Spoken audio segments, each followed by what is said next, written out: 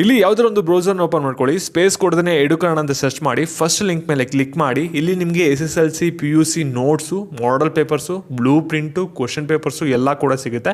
KSEB ಮೇಲೆ click ಮಾಡಿದರೆ 5th ಇಂದ 9th ಕೂಡ ನಿಮಗೆ ನೋಟ್ಸು, ಮಾಡೆಲ್ ಪೇಪರ್ ಕೂಡ ಸಿಗುತ್ತೆ. ಯೂಸ್ ಮಾಡ್ಕೊಳ್ಳಿ. ಇವಾಗ ನಾವು ಡೈರೆಕ್ಟಾಗಿ ವಿಡಿಯೋ ಬಗ್ಗೆ ಬರೋಣ. ಇಲ್ಲಿ ನೀವು ಸಾಕಷ್ಟು ಜನ ಕೇಳ್ತಾ ಇದ್ದೀರಾ, ಇವತ್ತೊಂದು ಹೈಕೋರ್ಟಲ್ಲಿ ಕೇಸ್ ಇತ್ತಲ್ಲ ಏನಾಯಿತು ಅಂತ. ಆ್ಯಕ್ಚುಲಿ ನಿಮಗೆ ಹೈಕೋರ್ಟಲ್ಲಿ ಇವತ್ತು ಕೇಸ್ ಏನಿತ್ತಲ್ಲ ಇದ್ರ ಬಗ್ಗೆ ಸಾಕಷ್ಟು ಕಮೆಂಟ್ಸ್ಗಳು ಬರ್ತಿದೆ. ಯಾಕೆಂದರೆ 10ವರೆಗೆ ಒಂದು ಕೇಸ್ ಇದ್ದಿದ್ದು, ಆದರೆ ಫೈನಲ್ ಡಿಸಿಷನ್ ಏನಾದರೂ ಬಂದಿಲ್ವಾ ಅಂತ ಕೇಳ್ತೇನೆ. ಮತ್ತು ಇನ್ನೊಂದಷ್ಟು ಜನಕ್ಕೆ ಹೈಕೋರ್ಟಲ್ಲಿ ನಡೀತಾ ಇರೋದ ಕೇಸು ಅಥವಾ ಸುಪ್ರೀಂ ಕೋರ್ಟಲ್ಲಿ ನಡೀತಾ ಇರೋದ ಅಂತಲೂ ಕೂಡ ಕೇಳ್ತಾ ಇದ್ದೀರಾ.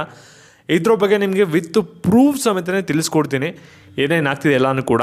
ಅದಕ್ಕಿಂತ ಮುಂಚೆ ಚಾನಲ್ ಸಬ್ಸ್ಕ್ರೈಬ್ ಮಾಡ್ಕೊಂಡಿಲ್ಲ ಅಂದರೆ ಸಬ್ಸ್ಕ್ರೈಬ್ ಮಾಡ್ಕೊಳ್ಳಿ. ಹಾಗೆ ಪ್ರತಿಯೊಬ್ಬರು ಕೂಡ ವೀಡಿಯೋಗೊಂದು ಲೈಕ್ ಕೊಡಿ. ಯಾಕೆಂದರೆ ನೀವು ನೀಡೋ ಒಂದೇ ಒಂದು ಲೈಕ್, ಒಂದು ಸಬ್ಸ್ಕ್ರೈಬಿಂದ ನಿಮಗೆ ಇದೇ ರೀತಿ ಕಂಟಿನ್ಯೂಸ್ ಆಗಿ ಅಪ್ಡೇಟ್ಸ್ ನೀಡಬಹುದಾಗಿರುತ್ತೆ. ಇವಾಗ ನಿಮಗೆ ಕ್ಲಿಯರಾಗಿ ಎಲ್ಲ ಇನ್ಫಾರ್ಮೇಷನು ಗೊತ್ತಾಗಬೇಕಂದ್ರೆ 2 ನಿಮಿಷ ಇರೋದು ವೀಡಿಯೋ ಕಂಪ್ಲೀಟಾಗಿ ನೋಡಿಬಿಡಿ, ಎಲ್ಲ ವಿಷಯನೂ ಕೂಡ ತಿಳ್ಕೊತೀರಾ. ಇಲ್ಲಿ ನಿಮಗೆ ಎಷ್ಟೊಂದು ಜನಕ್ಕೆ ಕರೆಕ್ಟಾಗಿ ಇನ್ಫಾರ್ಮೇಷನ್ನೇ ಗೊತ್ತಿಲ್ಲ, ಏನಂದರೆ ಕೇಸ್ ಎಲ್ಲಿ ನಡೀತಿದೆ ಅಂತ. ಎಷ್ಟೊಂದು ಜನ ಕನ್ಫ್ಯೂಷನ್ ಮಾಡ್ಕೊಂಡಿರೋ ಕಮೆಂಟ್ ಆಗ್ತಾಯಿದ್ದೀರಾ. ಹೈಕೋರ್ಟಲ್ಲೆಲ್ಲ ನಡೀತಾ ಇರೋದು ಕೇಸು ಸುಪ್ರೀಂ ಕೋರ್ಟಲ್ಲಿ ಅಂತ. ಈ ಒಂದು ಕೇಸ್ ಬಂದ್ಬಿಟ್ಟು ಹೈಕೋರ್ಟಲ್ಲೇ ನಡೀತಾ ಇರೋದು. ಮತ್ತು ನಿಮ್ಗೆ ಎಲ್ಲರೂ ಕೂಡ ಗೊತ್ತಿರೋ ಹಾಗೆ ಇವತ್ತು ಹಿಯರಿಂಗ್ ಇತ್ತು ಬೆಳಗ್ಗೆ 10ವರೆಗೆ. ಇವಾಗ ಹಿಯರಿಂಗ್ 10ವರೆಗೆ ಇದ್ದಿದ್ದರಿಂದ ನೀವು ಎಷ್ಟೊಂದು ಜನ ಕೇಳ್ತಾ ಇದ್ದೀರಾ, ಇವಾಗ ಏನಾದರೂ ಫೈನಲ್ ಡಿಸಿಷನ್ ಬಂತಾ, ಇವಾಗ ಏನಂತ ಹೇಳಿದ್ರು ಹೈಕೋರ್ಟಲ್ಲಿ ಅಂತಲೂ ಕೂಡ ಕೇಳ್ತಾ ಇದ್ದೀರಾ. ಅದ್ರ ಬಗ್ಗೆನೂ ಕೂಡ ತಿಳಿಸ್ಕೊಡ್ತೀನಿ. ಇಲ್ಲಿ ಸರ್ಕಾರದವರು ಈ ಒಂದು ಕೇಸ್ಗಳನ್ನೆಲ್ಲ ಮೊದಲೇ ಹಾಕಿ ಇದೇನಾಗುತ್ತೆ ಎಲ್ಲನೂ ಕೂಡ ಫಸ್ಟೇ ಸಾರ್ಟ್ ಔಟ್ ಮಾಡಿಬಿಟ್ಟಿದ್ರೆ ಎಕ್ಸಾಮ್ ನಡೆಸೋಕ್ಕಿಂತ ಮುಂಚೆ ನಿಮಗೆಲ್ಲ ಕೂಡ ಮೈಂಡಲ್ಲಿ ಒಂದು ಕ್ಲಾರಿಟಿ ಇರ್ತಿತ್ತು, ಇವಾಗ ಎಕ್ಸಾಮ್ ಯಾವ ರೀತಿ ಬರೀಬೇಕು ಅನ್ನೋದು. ಆದರೂ ಇವರು ನಿಮಗೆ 2 ಎಕ್ಸಾಮ್ ಆಗ್ಬಿಟ್ಟು ಈ ರೀತಿ ಮಾಡೋದು ನಿಮಗೆಲ್ಲ ಮೆಂಟಲಿ ಸ್ಟ್ರೆಸ್ ಆಗ್ತಾ ಇರುತ್ತೆ, ಗೊತ್ತಾಗುತ್ತೆ. ಆದರೆ ಇವಾಗ ಸದ್ಯಕ್ಕೆ ಏನೂ ಮಾಡೋಕ್ಕಾಗಲ್ಲ. ಇವಾಗ ಹೈಕೋರ್ಟಲ್ಲಿ ಏನಾಗಿದೆ ಅದ್ರ ಬಗ್ಗೆ ನೀವು ತಿಳ್ಕೊಬೇಕು ಅಂತ ವೆಯ್ಟ್ ಮಾಡ್ತಾ ಇರ್ತೀರಾ.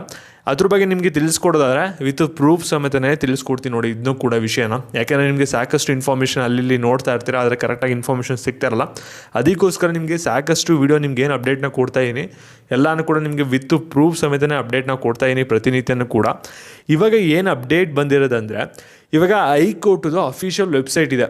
ಅಲ್ಲಿ ನಿಮಗೆ ಆಲ್ ಓವರ್ ಕರ್ನಾಟಕ ಯಾರು ಬೇಕಾದರೂ ಕೂಡ ಕೇಸ್ ನಂಬರ್ ಗೊತ್ತಿದ್ರೆ ನೀವು ಆರಾಮಾಗಿ ಏನೇನು ಆಗ್ತಿದೆ ಕೇಸು ಅನ್ನೋದನ್ನ ನಿಮ್ಮ ಮನೇಲಿ ಕೂತ್ಕೊಂಡೇ ನೋಡ್ಕೋಬೋದು. ಹೈಕೋರ್ಟ್ಗೆ ಹೋಗ್ಬೇಕು ಅನ್ನೋ ಅವಶ್ಯಕತೆನೇ ಇರಲ್ಲ. ಯಾವೊಂದು ಡಾಟಾನ ತೊಗೊಂಡು ನಿಮಗೆ ಹೇಳ್ತಾ ಇರೋದು. ಇಲ್ಲಿ ನಿಮಗೆ ಒಂದು ಸ್ಕ್ರೀನ್ ಮೇಲೆ ಕೂಡ ಡಿಸ್ಪ್ಲೇ ಮಾಡಿದ್ದೀನಿ, ನೋಡ್ಬೋದಾಗಿರುತ್ತೆ.